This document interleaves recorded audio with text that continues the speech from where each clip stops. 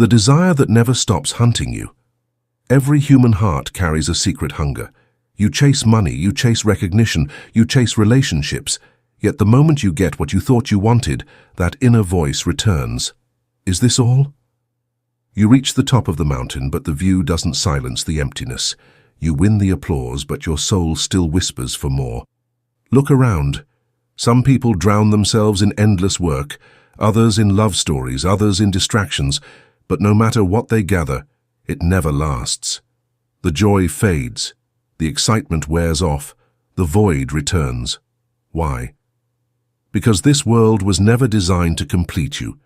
The car, the house, the success, they can fill your hands, but they cannot fill your heart.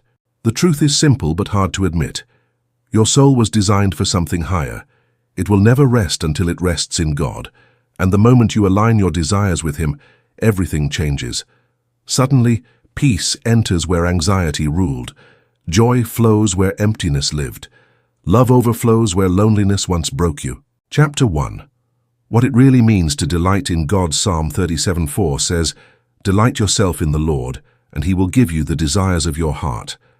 At first glance, people think this verse means, if I just love God, He'll give me everything on my wish list. A new job, a dream house, a perfect relationship. But that's not the true meaning. God is not a genie. He is not here to fulfill temporary cravings. This verse is about transformation, not transaction. To delight in God means to take joy in Him more than anything else. Think about it. When you truly love someone, your desires naturally shift to align with theirs. You start valuing what they value, caring about what they care about. In the same way, when you fall in love with God, your heart slowly stops chasing what the world promises and starts craving what heaven treasures. The world teaches us, chase money, chase attention, chase status. But the moment you delight in God, something miraculous happens. The grip of the world weakens. Suddenly, the things that used to excite you lose their shine. Sin loses its sweetness. Shallow victories stop satisfying. Your heart begins to long for purity, peace, truth, and love, the very things God Himself loves. This is why many people feel empty, even after achieving everything they dreamed of.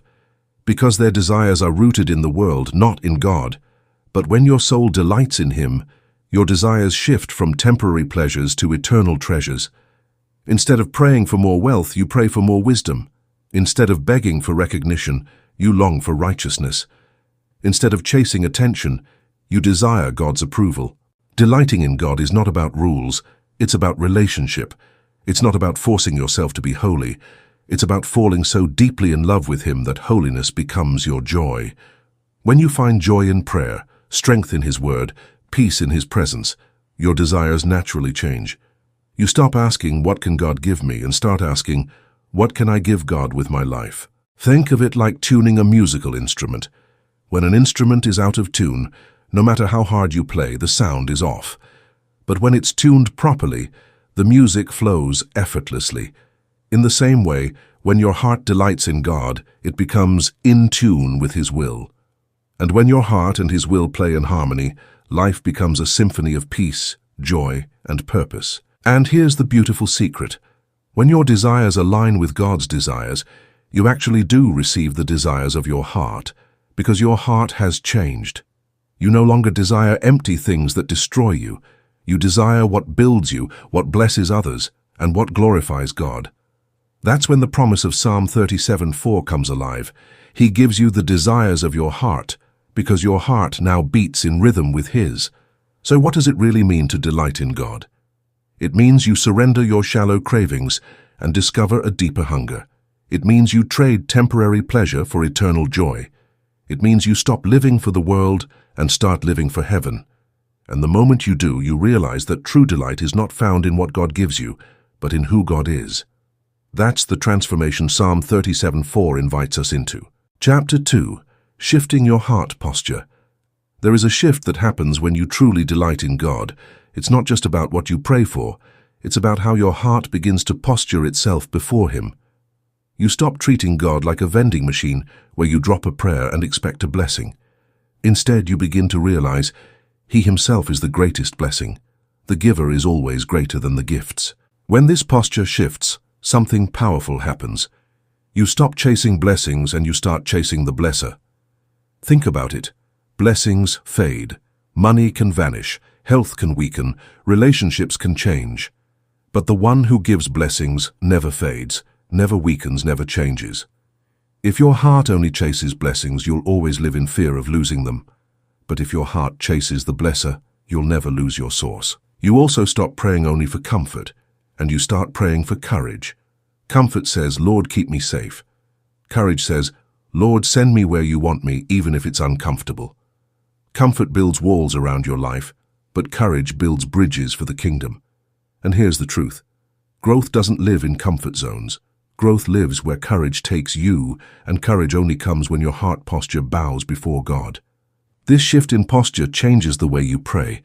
Instead of saying, "Now, God, what can I get from you?" you start saying, "Lord, what can I give to you?" And this single shift turns your entire life upside down, because now prayer is no longer about filling your wish list. It's about emptying your life into His will. That's when your life becomes not just blessed, but a blessing to others. Imagine a tree. When a tree exists only to consume sunlight and water, it remains incomplete. But when it begins to bear fruit, it fulfills its purpose. In the same way, when your posture before God changes, you stop existing just to receive, and you start living to give. Your love becomes fruit for the broken. Your faith becomes shade for the weary. Your obedience becomes nourishment for the hungry. And here's the mystery. When you posture your heart to give, you end up receiving more than you ever asked for. Jesus said, "Whoever loses his life for my sake will find it." That means, when you give God your plans, He gives you His purpose. When you surrender your comfort, He gives you courage. When you let go of control, He fills you with peace. The shift in posture multiplies blessings in ways you never imagined. Transformation always begins inside. When your heart posture shifts, your thoughts begin to change. Your desires start to purify. Your habits realign. Your relationships reshape. People will even notice something different in you, not because you try harder, but because God's presence now flows through you. The posture of your heart quietly preaches louder than your words. So shifting your heart posture is not about perfection, it's about direction. It's choosing to face God instead of the world. It's deciding to love the blesser more than the blessings, to seek courage more than comfort, and to live for His glory more than your gain. And once your heart learns this posture, your entire life begins to transform. Not from the outside in, but from the inside out. Chapter 3. Desires that reflect heaven. When your heart finally aligns with God, something supernatural happens. Your desires stop echoing the world and start reflecting heaven. You no longer crave applause, fame, or shallow pleasures.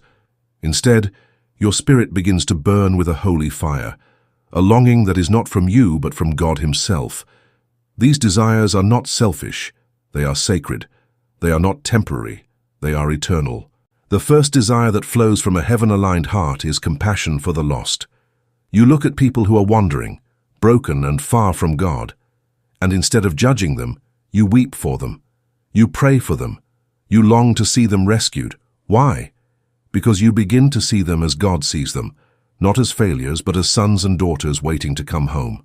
True compassion is heaven's heartbeat inside your chest. This compassion isn't passive. It ignites action. Suddenly you find yourself caring for those you once ignored. You reach out to the friend drowning in depression. You comfort the family member carrying hidden pain. You encourage the stranger who feels invisible. This compassion doesn't come from your own kindness. It comes from the Spirit of God breathing through you. Heaven's love now flows through your veins. Another desire that reflects heaven is a holy burden for the broken. A burden is not the same as worry. It's a weight placed by God on your heart, urging you to intercede, to help, to serve. Instead of being consumed with your own struggles, you begin to carry the pain of others before God. You kneel in prayer not only for yourself but for nations, for families, for the hurting. This holy burden transforms your prayers into powerful weapons of change. When you carry heaven's burden, you live with a new kind of restlessness.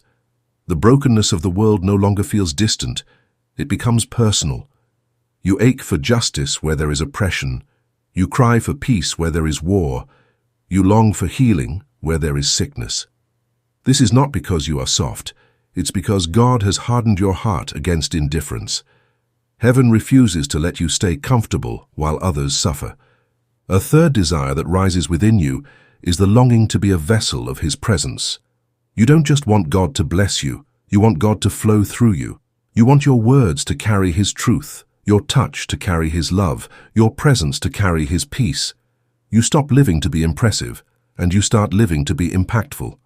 You realize the greatest honor is not to be admired, but to be used by God for His glory. This longing reshapes everything. You begin to live differently. You guard your tongue because you know words can heal or harm. You guard your heart because His presence dwells there. You guard your actions because every step is a testimony. People begin to sense something unexplainable around you, not because you are perfect, but because the perfect God shines through your imperfect vessel. That is what it means to reflect heaven. So when your desires mirror heaven, they stop being about me and start being about Him. You burn with compassion for the lost. You carry a holy burden for the broken. You long to be a vessel of His presence. These are not selfish desires. They are kingdom desires. And once these desires take root in your soul, you finally taste the joy that no worldly success can match. The joy of living as heaven intended you to live. Chapter 4. True Fulfillment. Jesus said in Matthew 5:6, "Blessed are those who hunger and thirst for righteousness, for they shall be satisfied." Notice, He didn't say, "those who hunger for money," or "those who thirst for fame." He said, "righteousness." Because true satisfaction isn't found in what you hold in your hands, it's found in what fills your soul. And only God can satisfy that hunger. Think about it. When you chase money, it feels good for a moment. You buy the new phone, the new car, the new house, but after the thrill fades, the emptiness returns. Why?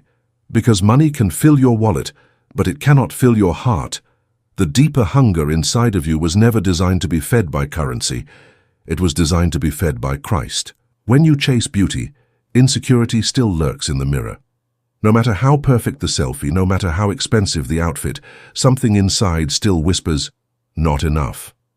Because physical beauty fades, but inner peace lasts. The world praises outward appearance, but heaven looks at the heart. True fulfillment comes not from looking flawless, but from living faithfully. When you chase people, you still end up alone. You can surround yourself with crowds, drown in attention, even be admired by thousands, yet feel unseen. Because people can stand beside you, but they cannot fill the emptiness inside you. Human love is beautiful, but it's limited.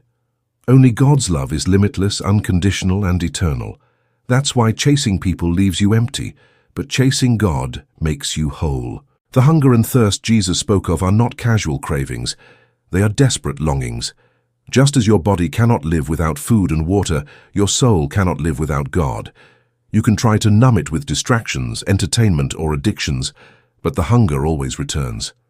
Only when you feast on His righteousness do you finally experience a satisfaction that never fades. This fulfillment is different from the world's idea of success. The world says fulfillment is achieving more, owning more, being more. But Jesus flips the script. True fulfillment is not about what you gain, but about who you become.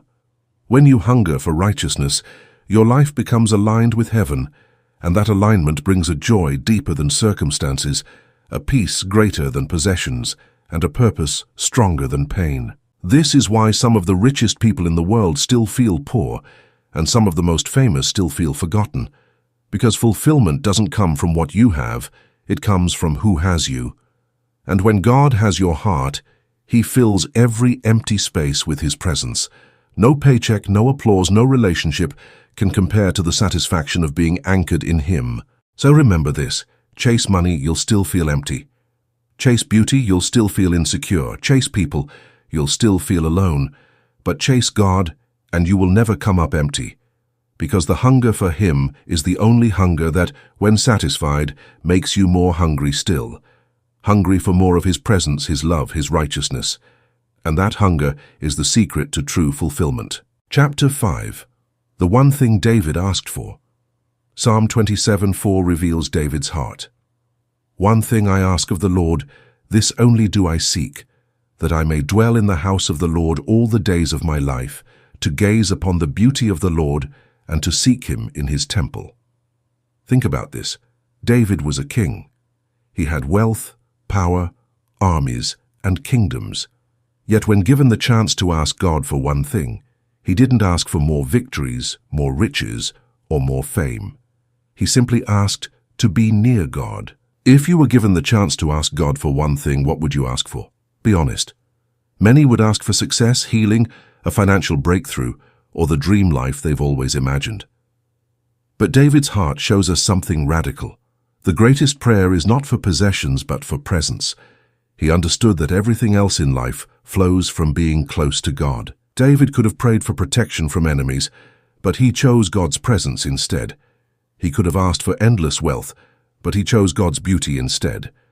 He could have asked for power over nations, but he chose intimacy with the Lord. Why? Because he knew that one moment in God's presence is worth more than a lifetime of earthly achievements. This reveals a powerful truth. What you desire most reveals who you are becoming. If your heart only cries for success, your life will be shallow.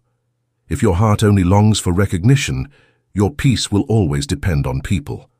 But if your heart's deepest cry is to be close to God, your life will overflow with peace, strength, and unshakable joy. David's one desire teaches us that proximity to God is greater than prosperity in the world. Notice what David asked for. Not just a visit, but to dwell in God's house. He didn't want a weekend encounter with God. He wanted a daily dwelling. He didn't want a quick blessing. He wanted an eternal bond. That's the posture of someone who understands that real fulfillment comes not from what God does for you, but from who God is to you. David wasn't chasing moments. He was chasing a lifestyle of intimacy. He also prayed to gaze upon God's beauty. In a world obsessed with external beauty, perfect faces, luxury lifestyles, glamorous images, David longed for something deeper. He wanted to see the beauty of God's holiness, his mercy, his faithfulness. That beauty doesn't fade like the beauty of the world. It grows brighter the closer you walk with him. This shows us, when you truly taste God's presence, the glitter of this world loses its grip on your soul. And here's the powerful secret. When your greatest desire is God himself, he begins to align every other area of your life. Jesus echoed this truth in Matthew 6:33. Seek first the kingdom of God and his righteousness, and all these things will be added unto you. David didn't chase blessings, he chased the blesser. And because of that, God added victories, honor, and blessings to his life anyway. So ask yourself today, if you could ask God for one thing, what would it be? David's life teaches us that the greatest prayer is not for success, healing, or breakthrough. It's for closeness with God. Because when you have him, you already have everything. One moment in his presence is worth more than every treasure on earth. And when your heart beats with that desire, God himself calls it a desire worth honoring. Conclusion. The greatest gift. Listen closely. The greatest gift God can ever give you is not money, not success, not recognition. Those things may look big for a moment, but they fade with time. The true, eternal gift is himself. When you desire God above everything else, he doesn't just give you things, he gives you himself. And when you have him, you carry peace this world cannot steal, joy this world cannot crush, and strength this world cannot explain. That is the treasure no thief can touch, no storm can break, no darkness can overcome. If your heart is saying, Lord, I choose you above everything, then write it boldly in the comments right now. Lord, I choose you over everything. If this message touched your soul, type Amen as your declaration of faith. Let heaven see it. Let the world see it. And don't keep this light to yourself. Share this video because your one share could lead someone back to God, could change a life, could bring a lost soul home.